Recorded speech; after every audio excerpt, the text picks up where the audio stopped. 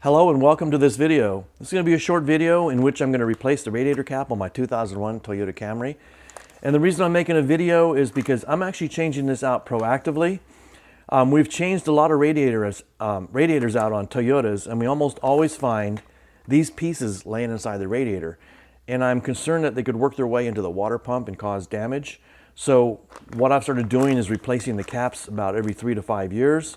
And this is a factory cap. And I also have some factory antifreeze that's been mixed 50-50. And a couple things I wanted to say before I get started is always make sure your car is cooled down so that no coolant tries to make its way out when you open the cap. And you should always wear safety glasses just as a safety precaution.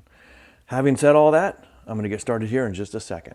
All right, so on this particular model of the V6 2001 Camry, the cap is over here on this part of the engine. And so it's just left to loosen, of course. You just take it off like that. And you'll notice there's a 1.0 stamped on this cap.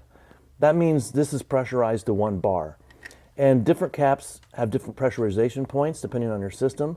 That's why I always try to use original parts only. And if you look here, you can see this is already starting to rust. And eventually that center rivet in this other piece break loose and it comes apart, and that's not good. So I'm going to set that aside, and I don't need to actually add liquid because my coolant is all the way up to the top part of the neck. So I'm going to go ahead and put the new cap on, wipe off any stuff that came out.